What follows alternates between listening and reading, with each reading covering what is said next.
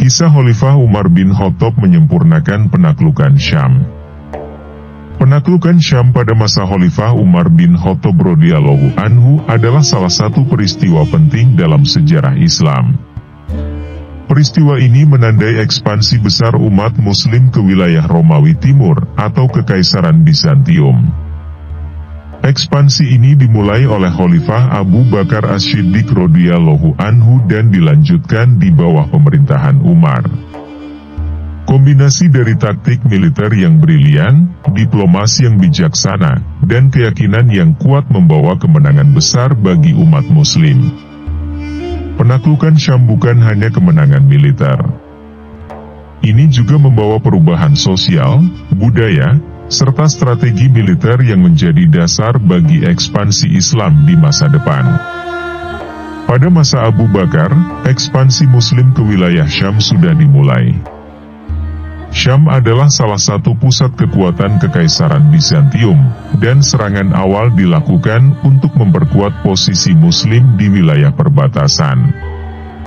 Namun, ketika Abu Bakar wafat pada tahun 13 Hijriah, ekspansi ini masih dalam tahap awal.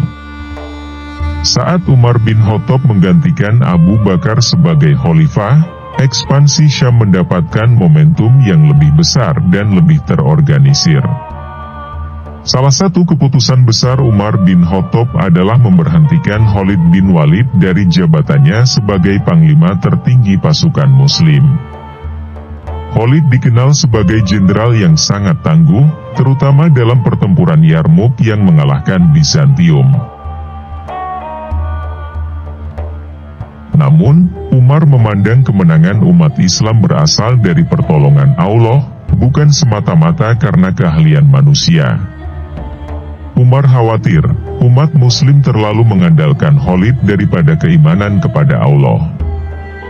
Sebagai gantinya, Khalid digantikan oleh Abu Ubaidah bin Jarrah, sahabat Nabi yang terkenal karena ketakwaan dan kemampuannya. Meskipun digantikan, Khalid tetap setia kepada pimpinan baru dan terus berjuang bersama pasukan Muslim. Setelah penggantian Khalid, Umar memberikan wasiat kepada Abu Ubaidah. Umar menekankan pentingnya bersikap adil, tidak sombong, dan selalu bertindak bijaksana. Kemenangan, menurut Umar, adalah karunia dari Allah, bukan dari kekuatan manusia. Pasukan Muslim kemudian memfokuskan perhatian mereka pada penaklukan Damaskus, salah satu kota terpenting di Syam. Damaskus telah lama menjadi pusat perdagangan, budaya, dan pemerintahan di wilayah tersebut. Pada tahun 13 Hijriah, pasukan Muslim, di bawah Abu Ubaidah dan Khalid bin Walid, mulai mengepung kota tersebut. Pengepungan berlangsung selama beberapa bulan, sementara Bizantium mengirim bala bantuan untuk mempertahankan kota. Akhirnya, pada bulan Rajab 14 Hijriah, Damaskus jatuh ke tangan Muslim. Penduduk kota menyerah melalui perjanjian damai. Pendekatan damai ini menunjukkan kebijakan Islam yang memberi kesempatan kepada musuh untuk menyerah tanpa pertumpahan darah. Setelah penaklukan Damaskus, pasukan Muslim memperkuat posisi mereka di seluruh Syam. Umar menginstruksikan agar pasukan tidak berpuas diri, tetapi terus mempersiapkan penaklukan wilayah lainnya. Salah satu pertempuran terbesar dalam ekspansi ini adalah pertempuran Yarmouk pada tahun 636 Masehi. Di dataran Yarmouk, pasukan Muslim menghadapi pasukan besar Bizantium yang dikumpulkan oleh Kaisar Heraklius. Khalid bin Walid, dengan taktik brilian, menggunakan formasi yang fleksibel dan menyerang pasukan Bizantium dari berbagai sisi. Kemenangan ini sangat penting, karena melemahkan kekuatan Bizantium di wilayah tersebut. Setelah Yarmouk, pasukan Muslim terus maju. Mereka menaklukkan Fihl, Baisan, dan Tobariyah, yang semuanya jatuh dalam waktu singkat setelah pertempuran besar. Di Homs, pasukan Muslim menghadapi perlawanan sengit dari Bizantium. Namun, setelah pengepungan singkat, Homs berhasil direbut oleh pasukan Muslim. Kota-kota lain seperti Kinasrin dan Kaisaria juga jatuh ke tangan Muslim. Di Kaisaria, pertahanan Bizantium sangat kuat, tetapi pasukan Muslim akhirnya berhasil merebut kota tersebut.